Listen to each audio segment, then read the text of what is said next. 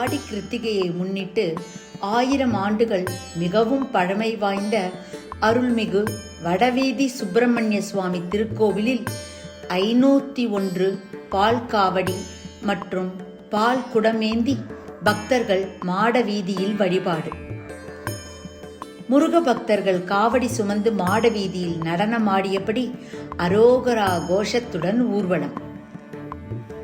திருவண்ணாமலை மாநகராட்சிக்கு உட்பட்ட சின்ன கடை வீதியில் அமைந்துள்ள 1000 ஆண்டுகள் மிகவும் பழமை வாய்ந்த அருள்மிகு வடவீதி சிவசுப்பிரமணிய சுவாமி திருக்கோவிலில் ஆடி கிருத்திகையை முன்னிட்டு முருக பக்தர்கள் 501 பால் காவடிகள் ஏந்தியும் 501 பால் குடம் எடுத்தும் ஊர்வலமாக வந்து முருகருக்கு அபிஷேகம் செய்து வழிபட்டனர்.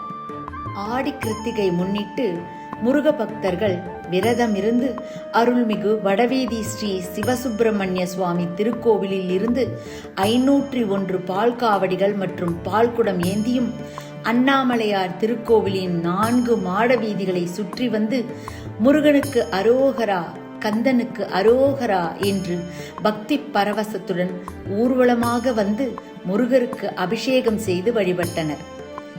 திருவண்ணாமலை மாவட்டத்தில் உள்ள சோமாசிப்பாடி மலைக்குன்றின் மீது அமைந்துள்ள முருகர் கோவில், வில்வாரணி கிராமத்தில் உள்ள நட்சத்திரகிரி மலைக்குன்றின் மீது அமைந்துள்ள அருள்மிகு சுயம்பு சிவசுப்பிரமணிய சுவாமி திருக்கோவில் மற்றும் திருவண்ணாமலை சின்ன கடை வீதியில் அமைந்துள்ள வடவீதி ஸ்ரீ சிவசுப்பிரமணிய சுவாமி திருக்கோவில் உள்ளிட்ட முருகர் கோவில்களில் விரதம் இருந்த முருக பக்தர்கள் காவடிகள் ஏந்தியும் பால்குடம் ஏந்தியும் ஆடி கிருத்திகையை முன்னிட்டு முருகருக்கு அபிஷேகம் செய்து வழிபட்டனர்.